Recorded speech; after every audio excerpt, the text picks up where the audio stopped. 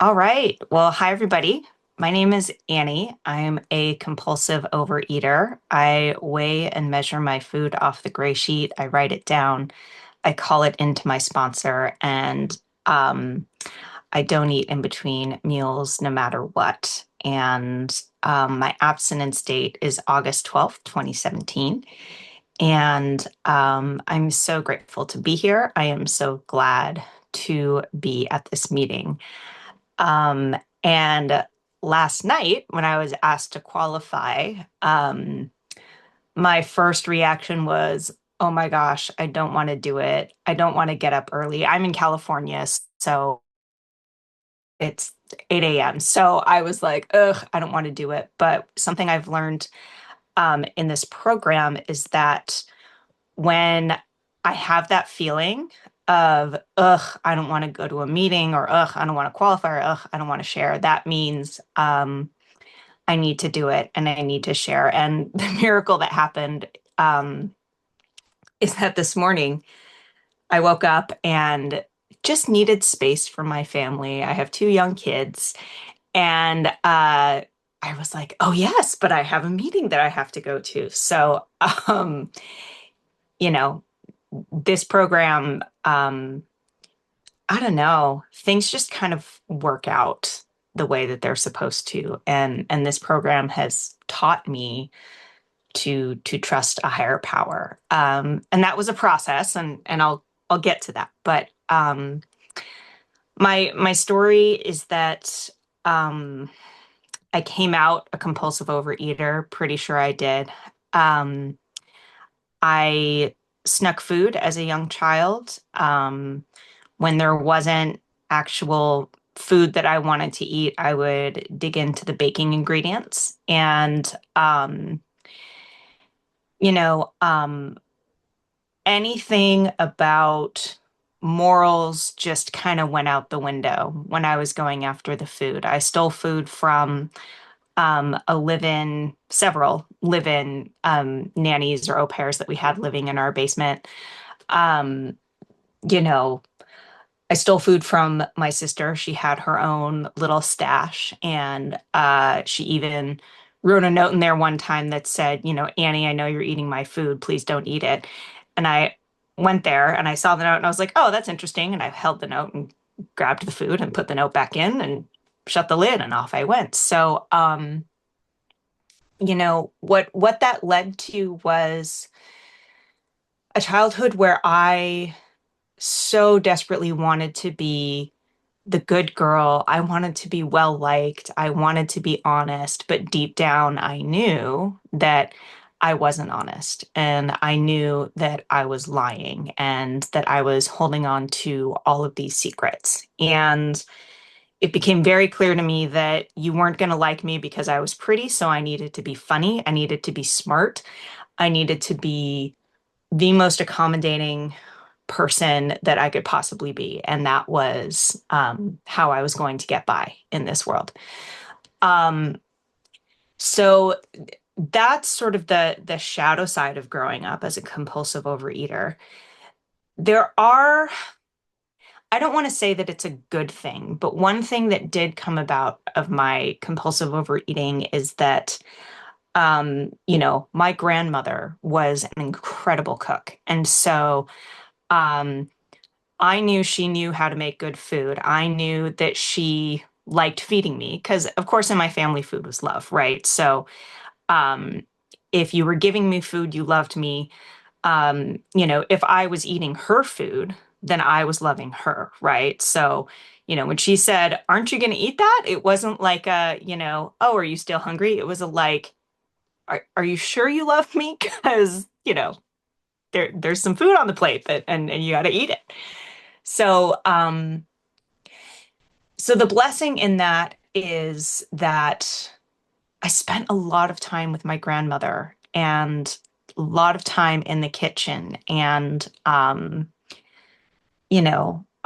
will always treasure that. So you know, even though there was that one lovely part to it, I think, this disease is absolutely horrible.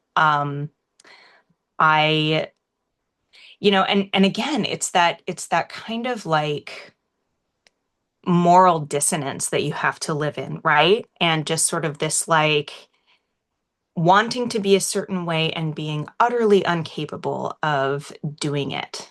Um, Wanting to be honest, wanting to be thin, wanting to be pretty, wanting to be, able to control my eating and just being absolutely incapable. It's a really, really hard way to live.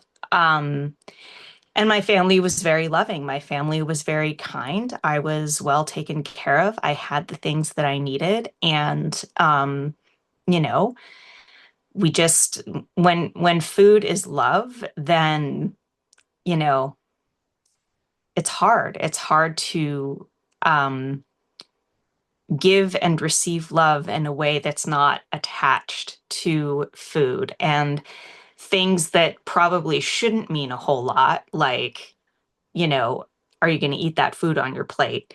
Um, Become these, bigger symbolic things, right? So, anyway,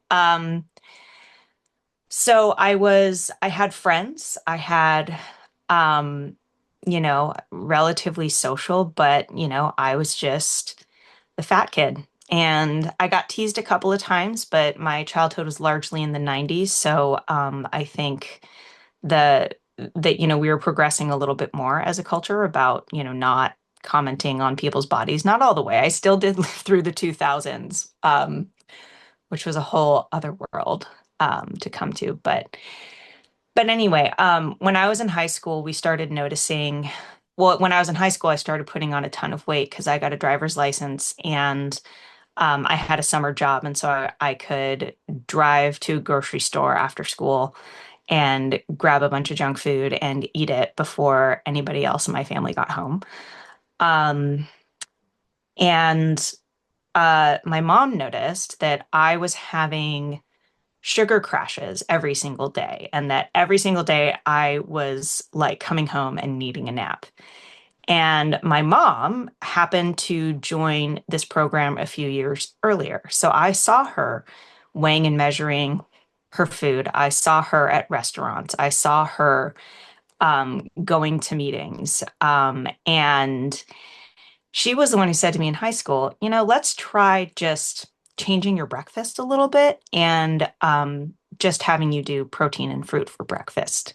Nothing about weighing and measuring, nothing about, joining Gray Sheet. Just let's try this one little change. And it completely eliminated the sugar crashes that I was having in the afternoon. Um, so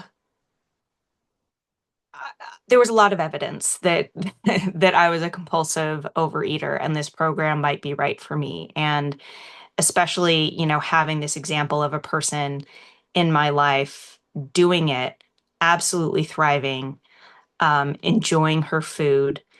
Um, I remember kind of looking at Gracie and going, that's for me, probably, but like, I'm a kid. There's no way I could do it. And I sort of made my way through college, sort of bumbling with like low carb stuff. So I was like, I wasn't in Gray Sheet, but I was Annie with a special diet. And I would say, yes, I want the salad, but I don't want the crunchy things. But it was, I lost enough weight that I felt really good and I felt really proud of myself. I also happened to get a boyfriend in college, so in my mind, I was fixed and everything was fine. So, Annie with a special diet worked for a little bit until it didn't. And I studied abroad in Costa Rica and felt really lonely and isolated and ended up going into town and buying binge food and then taking it out to the jungle where I was doing scientific research and binging my brains out with the howler monkeys.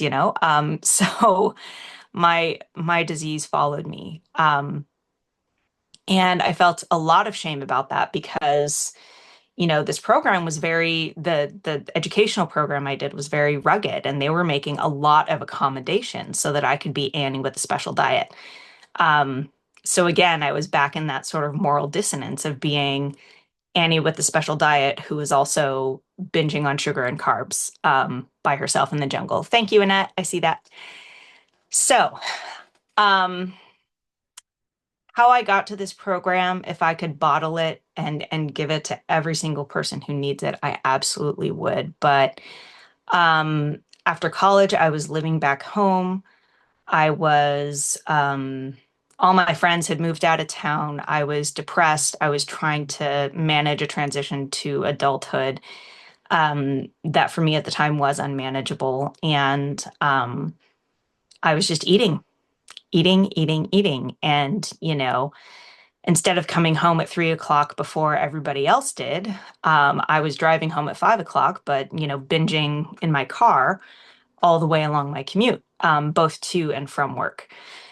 And the the thought process I had was, okay, I know I'm going to need gray sheet. And at what, 22, I was like, and I want to get pregnant someday, but I can't start gray sheet when I'm pregnant. I had no business thinking about being pregnant when I was 22. Um, so I might as well start it now, right? Who knows where that logic came from? But it got me in a room and into, because I was living at home, it was kind of the same community as my mother's community. So folks kind of knew me a little bit. And I refer to my first sponsor as a very loving shark. She kind of saw me at the meeting and said, "Okay, you're ready. We're gonna do this." And she kind of just zeroed in on me. And I started.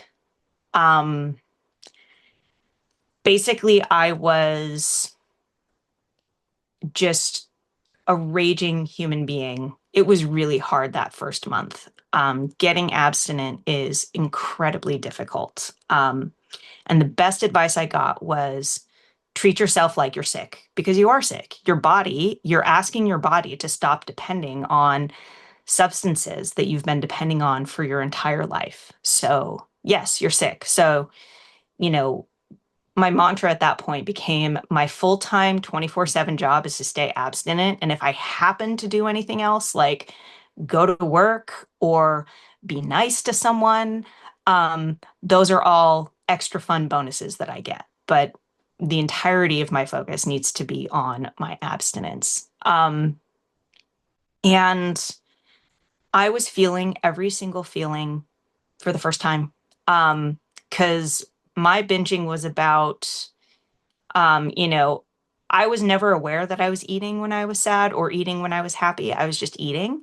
So emotions were sort of like muddy and not clear to me. But I started feeling them for the very first time at 22, um, which is why I need fellowship, which is why I need the support of a sponsor, which is why I need the 12 steps big time because it's not just a food plan, it's a new way of life. And you're taking away the single support system you've had, and you need to replace it with something. And this program is such an incredible replacement for all of that. So, since I got abstinent, I have completely changed careers.